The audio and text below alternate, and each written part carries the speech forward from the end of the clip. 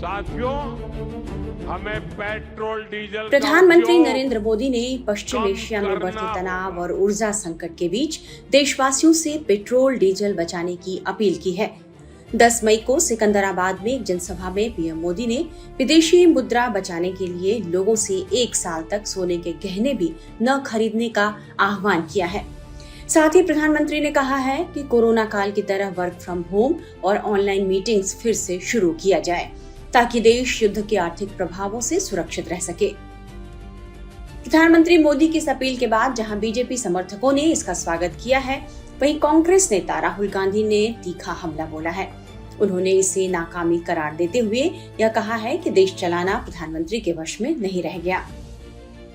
X पर एक post में राहुल ने लिखा है, कल मोदी जी ने जनता से त्याग मांगा, सोना मत खरीदो, विदेश मत जाओ, पेट्रोल कम इस्तेमाल करो, खाद और खाने के तेल का उपयोग घटाओ, मेट्रो से चलो, घर से काम करो। यह उपदेश नहीं, एक विफलता है। वहीं समाजवादी पार्टी के प्रमुख अखिलेश यादव ने भी केंद्र सरकार पर हमला बोला है। उन्होंने तंज करते हुए कहा कि जैसे ही चुनाव खत्म हुए, पीएम को संकट याद आ गया। उन्होंने सवाल किया कि चुनाव के समय वीडियो कॉन्फ्रेंसिंग से प्रचार क्यों नहीं किया। अखिलेश ने सोशल मीडिया पर एक लंबा चौड़ा पोस्ट शेयर किया है, जिसमें उन्होंने बीजेपी सरकार पर जमकर निशाना साधा है। अखिलेश ने पोस्ट में लिखा है, चुनाव खत्म होते ही संकट याद आ गया। दरअसल देश के लिए संकट सिर्फ एक है और उसका नाम है भाजपा। अब हम आपको प्रधानमंत्री मोदी का वह बयान सुनाते हैं जो उन्होंने सिकंदराबाद में दिया। साथियों, हमें पेट्रोल डीजल का उपयोग कम करना होगा। शहरों में जहां मेट्रो है, वहां हम तय करें कि हम मेट्रो का ही उपयोग करेंगे। ज्यादा से ज्यादा मेट्रो में ही जाएंगे।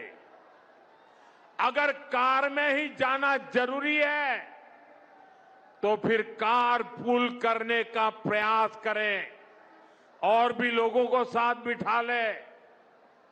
अगर हमें कहीं सामान भेजना हो तो कोशिश करनी है कि वह ज्यादा से ज्यादा रेलवे गुड्स के जो ट्रेन होती है, रेलवे की सर्विसेज से भेजें, ताकि इलेक्ट्रिक रेलवे होने के कारण पेट्रोल डीजल की जरूरत नहीं पड़ती है। जिन लोगों के पास इलेक्ट्रिक व्हीकल है, वो भी कोशिश करें कि इलेक्ट्रिक व्हीकल का ज्यादा से ज्यादा उपयोग करें। साथियों, हमने कोरोना के समय में वर्क फ्रॉम होम की, ऑनलाइन मीटिंग्स की, वीडियो कॉन्फ्रेंस की, ऐसी अनेक व्यवस्थाएं विकसित की और हमें आदत भी हो गई थी।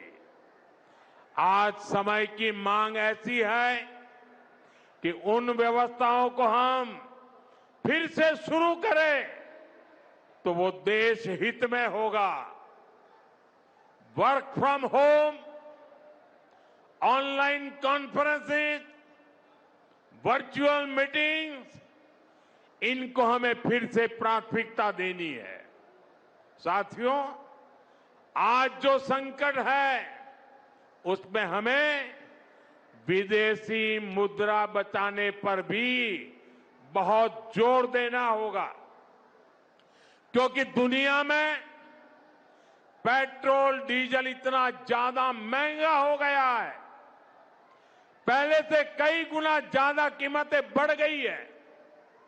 तो हम सबका दायित्व है कि पेट्रोल डीजल की खरीद पर जो विदेशी मुद्रा खर्च होती है, पेट्रोल डीजल बचाकर हमें वो मुद्रा भी बचानी है।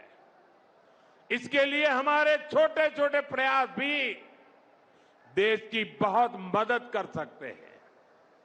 जैसे आजकल जो विदेशों में शादियों का, विदेशों में घूमने का, विदेशों में वैकेशन पर जाने का मिडिल क्लास में कल्चर बढ़ता जा रहा है।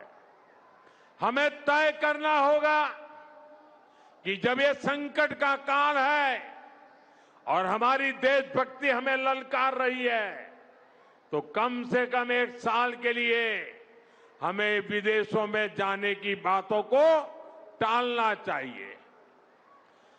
भारत में बहुत सारी जगह है, वहां हम जा सकते हैं।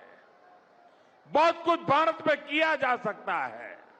साथियों, हमें विदेशी मुद्रा बचाने के जो भी रास्ते हम लोग अपना सकते हैं, हमें बचाना होगा। साथियों, गोल्ड यानी सोने की खरीद एक और पहलू है जिसमें विदेशी मुद्रा बहुत अधिक खर्च होती है। एक जमाना था जब संकट आता था, कोई युद्ध होता था, तो लोग देश हित में सोना दान दे देते थे। आज दान की जरूरत नहीं है, लेकिन देश हित में हमको ये तय करना पड़ेगा कि साल भर तक घर में कोई भी फंक्शन हो, कोई भी कार्यक्रम हो, हम सोने के गहने नहीं खरीदेंगे, सोना नहीं खरीदेंगे।